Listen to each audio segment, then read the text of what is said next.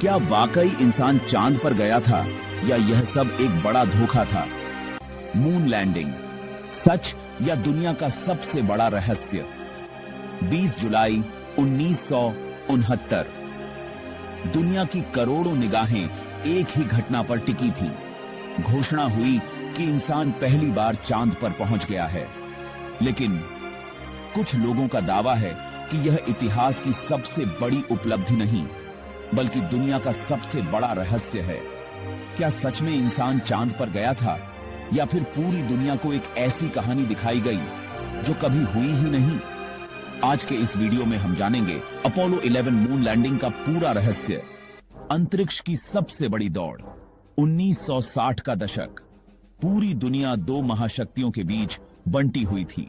एक तरफ था अमेरिका और दूसरी तरफ सोवियत संघ। दोनों देशों के बीच शुरू हुई थी स्पेस रेस।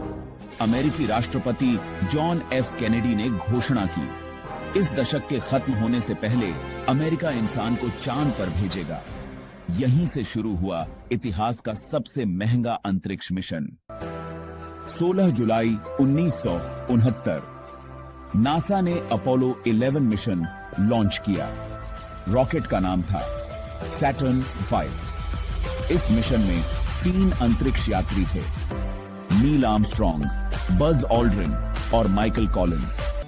नासा के इंजीनियर्स और एक्सपर्ट्स ने दिन रात एक करके हर छोटी बड़ी डिटेल्स पर काम किया ताकि मिशन पूरी तरह सेफ और सक्सेसफुल हो सके। यह मिशन सिर्फ टेक्नोलॉजी नहीं, बल्कि टीम वर्क और इंसानी जज्बे का भी रिजल्ट था। हर टीम मेंबर ने अपनी जिम्मेदारी बखूबी निभाई, चाहे वो ग्राउंड कंट्रोल हो या स्पेस में मौजूद एस्ट्रोनॉट्स। 3 बहादुर astronauts Neil Armstrong, Buzz Aldrin और माइकल कॉलिंस को इस ऐतिहासिक जर्नी के लिए चुना गया था। इनकी ट्रेनिंग बेहद कठिन थी, जिसमें फिजिकल, मेंटल और टेक्निकल स्किल्स की कड़ी परीक्षा ली गई। नील आर्मस्ट्रॉन्ग शांत और फोकस्ड कमांडर चांद पर कदम रखने वाले पहले इंसान बने। उनका that's one small step for man वाला मोमेंट पूरी दुनिया के लिए इंस्पिरेशन बन गया। बज एल्ड्रिन उनके पीछे पीछे चांद पर उतरे। उन्होंने एक्सपेरिमेंट्स में मदद की, मून रॉक्स कलेक्ट किए और वहां अमेरिकी झंडा भी लगाया। उनका रोल भी उतना ही अहम था। माइकल कॉलिंस ऑर्बिट में कमांड मॉड्यूल में रहे। उन्होंने मिशन की सेफ्टी और टीम की वापसी एंश्योर की। वो अकेले थे, लेकिन उनकी जिम्मेदारी सबसे बड़ी थी। 16 जुलाई 1969 को अपोलो 11 का Saturn V rocket Kennedy space centre से लॉन्च हुआ। लाखों लोगों ने टीवी पर यह ऐतिहासिक पल देखा और पूरी दुनिया की नजरें इस मिशन पर थीं। 4 दिन बाद लूनर मॉड्यूल ईगल चांद की सतह पर लैंड हुआ। Houston, tranquillity base here, the eagle has landed. ये शब्द सुनते ही मिशन कंट्रोल में जश्न मनाया गया। आर्मस्ट्रॉन्ग और एल्ड्रिन ने चांद की सतह पर लगभग 2.5 घंटे बिताए। कई साइंटिफिक एक्सपेरिमेंट्स सेट किए, मून सैंपल्स इकट्ठा किए और अमेरिकी झंडा लगाया। उनके कदमों के निशान आज भी वहां हैं। कॉलिंस ने कमांड मॉड्यूल में रहकर अपनी टीममेट्स को सुरक्षित घर वापस लाने में एक क्रूशियल पार्ट निभाया। उनकी सतर्कता और प्रोफेशनलिज्म के बिना यह मिशन पूरा नहीं हो सकता था।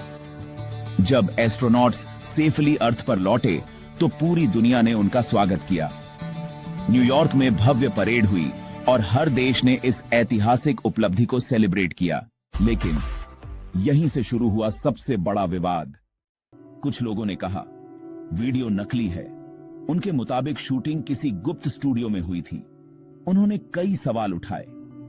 सबसे पहला सवाल, अगर चांद पर हवा नहीं है तो अमेरिकी झंडा हिलता हुआ क्यों दिखाई देता है?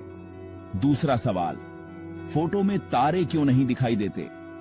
तीसरा सवाल, एक ही दिशा में सूर्य होने के बावजूद अलग अलग दिशाओं में परछाइयां क्यों हैं? इन सवालों ने पूरी दुनिया में बहस छेड़ दी। लेकिन क्या इन सवालों के जवाब हैं? वैज्ञानिक क्या कहते हैं? नासा का कहना है झंडा हवा से नहीं हिल रहा था। झंडे के ऊपर लगी धातु की रॉड और उसे लगाने के दौरान हुई हलचल के कारण वह हिलता दिखाई दिया। अब दूसरा सवाल, तारे क्यों नहीं दिखे? विशेषज्ञों के अनुसार कैमरे की सेटिंग चांद की चमकीली सतह के लिए की गई थी। इस कारण कमजोर रोशनी वाले तारे तस्वीरों में कैद नहीं हुए और परछाइयों का कारण था चांद की ऊबड़-खाबड़ सतह और सूर्य का कोण। यानी जिन बातों को लोग रहस्य समझ रहे थे उनके वैज्ञानिक स्पष्टीकरण मौजूद हैं, लेकिन क्या इससे विवाद खत्म हो गया? बिल्कुल नहीं। सबसे बड़ा सबूत आज कई अंतरिक्ष एजेंसियां चांद की तस्वीरें ले चुकी हैं। इन तस्वीरों में अपोलो 11 के उतरने की जगह उपकरण और अंतरिक्ष यात्रियों के छोड़े गए रास्तों के निशान दिखाई देते हैं। चांद पर लगाए गए विशेष रिफ्लेक्टर्स आज भी मौजूद हैं। दुनिया भर के वैज्ञानिक उन पर लेजर भेजकर पृथ्वी और चांद की दूरी मापते हैं। अगर मिशन नकली होता तो ये रिफ्लेक्टर्स वहां पहुंचे कैसे? यही सवाल षड्यंत्र सिद्धांतों को चुनौती देता है। रहस्य अभी भी जिंदा है। आज भी लाखों लोग मानते हैं कि मून लैंडिंग सच नहीं थी। वहीं अधिकांश वैज्ञानिक और इतिहासकार इसे मानव इतिहास की सबसे बड़ी उपलब्धियों में गिनते हैं।